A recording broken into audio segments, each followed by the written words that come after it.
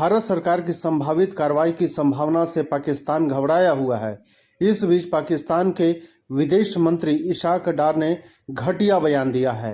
इशाक डार बीते मंगलवार 29 अप्रैल को पाकिस्तान की संसद में कहा कि पाकिस्तान भारत पर हमला नहीं करेगा, लेकिन अगर भारत ने सैन्य कार्रवाई की तो इस्लामाबाद जवाबी कार्रवाई का अधिकार सुरक्षित रखता है।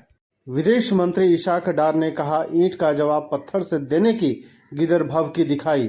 इशाक डार ने भारत के साथ हाल के तनाव और पहलगाम हमले के बाद इस्लामाबाद के कूटनीतिक प्रयासों के बारे में जानकारी दी।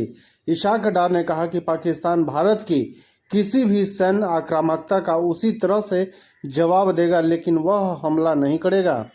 पहलगाम हमले के बाद तनाव बढ़ने के बाद पाकिस्तान की कूटनीतिक पहल का ब्यौरा साझा करते हुए इशाक डार ने कहा कि सऊदी अरब, संयुक्त अरब अमीरात, चीन, ब्रिटेन, तुर्की, अजरबैजान, कुवैत, बहरीन और हंगरी के विदेश मंत्रियों को पाकिस्तान की चिंताओं के बारे में बताया गया है। इशाक डार ने बताया कि कतर के प्रधानमंत्री से भी सीधे बात की है। इशाक डार ने आगे कहा कि खुफिया रिपोर्टों से पता चलता है कि भारत किसी तरह के तनाव को बढ़ाने पर विचार कर रहा है। इस दौरान पाकिस्तानी विदेश मंत्री अपनी नापाक करतूतों को छिपाने के लिए आतंकी हमले को लेकर भारत के खिलाफ घटिया आरोप लगाने से भी नहीं हिचके। पाकिस्तानी विदेश मंत्री ने 2019 के पुलवामा हमले का जिक्र किया, जिसमें 40 भारतीय अर्धसैनिक बल के जवान मारे गए थे। पाकिस्तानी विदेश मंत्री ने कहा कि नई दिल्ली ने इस घटना का इस्तेमाल अपने संविधान के अनुच्छेद 370 को रद्द करने के बहाने के रूप में किया था।